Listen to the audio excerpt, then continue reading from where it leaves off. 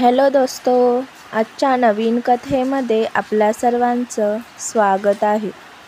आजच्या नवीन कथेचं नाव आहे बनावट चेहऱ्याचं रहस्य. संपूर्ण आयुष्य आपण ज्याला आपलं मानतो, ज्याच्यावर विश्वास ठेवतो, तो खरोखरच तोच आहे का? कधी माणूस आयुष्यभर एक चेहरा घेऊन वावरतो, पण त्याच्या मागे दुसरंच सत्य दडलेलं असतं. पुण्याजवळच्या छोट्या गावातले देशमुख कुटुंब. मोठं घर, शेतजमीन, गावात मानमरातब. घरातील प्रमुख शंकरराव देशमुख, त्यांची बायको सुमतीताई आणि 2 मुलं अमोल आणि स्वाती. शंकरराव साधे, प्रामाणिक आणि गावात दानशूर म्हणून प्रसिद्ध. गावातल्या सगळ्यांना वाटायचं देशमुख सरांनी कुणाला कधी फसवलंच नाही. घरात गोड वातावरण, पण एक वेगळंच आकर्षण अमोलच्या मित्रावर, राजेशवर होतं. राजेश हा गेल्या 5 वर्षापासून देशमुखांच्या घराशी जिव्हाळ्याने जोडलेला होता. त्याची वागणूक, बोलणं, मदत करणं सगळं इतकं उत्तम की घरच्यांनी त्याला घरचा मुलगाच मानलं होतं. एकदा गावातला एका वृद्ध इसम नारायण काका देशमुखांच्या घरी आले. राजेशला पाहून ते दचकले. ते कुजबुजले. हा तर, पण हा इथे कसा? सुमतीताईंनी विचारलं.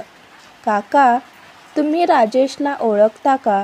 काकांनी काही उत्तर दिलं नाही, पण त्यांचा चेहरा घाबरलेला होता. राजेश मात्र मोठ्या हसऱ्या चेहऱ्याने काकांच्या पाया पडला. त्या रात्री नारायण काका कुणालाही न सांगता गाव सोडून गेले. स्वातीला ही गोष्ट खटकली. तिनं ठरवलं, हा राजेश नक्की कोण आहे, तपास करायला हवा. स्वाती पुण्यात शिकत होती. तिनं एकदा आपले कॉलेजमधले मित्र पत्रकार प्रशांतला सांगितलं. प्रशांतने राजेशबद्दल चौकशी सुरू केली. काही दिवसांनी प्रशांत स्वातीला म्हणाला, स्वाती, ही माहिती तुला हादरवेल. राजेश नावाने तुमच्या घरी राहणारा मुलगा प्रत्यक्षात राजेश नाहीच. प्रशांतने स्वातीला दाखवलं एक जुने वर्तमानपत्र. त्यात फोटो होता रमेश शहा, मुंबईतील एका आर्थिक गुन्ह्यात वॉरंट असलेला आरोपी. स्वाती चकित झाली. हा फोटो? हा तर राजेशच आहे, पण नाव वेगळं. म्हणजे राजेश नसून रमेश. प्रशांत म्हणाला, हो, हा माणूस बनावट नावाने तुमच्याकडे राहतोय. त्याने कुठेतरी आपली खरी ओळख लपवली आहे. स्वातीला घरच्यांना सांगायचं होतं, पण ठोस पुरावा हवा होता. तिने अमोललाही यामध्ये गुंतवलं. दोघांनी राजेशच्या खोलीत गुपचूप शोध सुरू केला. एक जुनी बॅग तिला कपाटाच्या आत सापडली. त्यात वेगवेगळी बनावट ओळखपत्र, दुसऱ्या नावांनी उघडलेली बँक पासबुक्स आणि एक फोटो अल्बम, ज्यात रमेश म्हणजेच राजेश वेगवेगळ्या ठिकाणी वेगळ्या नावांनी लोकांसोबत दिसत होता. सगळं पाहून अमोल हादरला. स्वातीने ठरवलं थेट राजेशलाच सामोरं जायचं. एके रात्री तिनं त्याला प्रश्न केला, राजेश, खरं सांग, तू कोण आहेस? आमच्या घरी एवढ्या वर्षापासून काय लपवलंस? राजेश काही काळ शांत राहिला, मग हळू आवाजात म्हणाला, मी राजेश नाही. माझं खरं नाव रमेश आहे आणि माझ्या भूतकाळात असं काही आहे ज्यामुळे मी पळून आलो. रमेशने सांगितलं, मुंबईतल्या एका मोठ्या कंपनीत मी अकाउंटंट होतो. माझ्या बॉसने काळा पैसा पांढरा करण्यासाठी मला प्यादा बनवलं. गुन्हा माझ्यावर ढकलला गेला आणि पोलीस माझ्या मागे लागले. मी पळून आलो आणि इथे आलो. तो पुढे म्हणाला, देशमुख कुटुंबाने मला आधार दिला, पण माझ्या आयुष्यातील सत्य सांगितलं तर तुम्ही मला कधी स्वीकारलं नसतं, म्हणून मी बनावट नावानं राहिलो.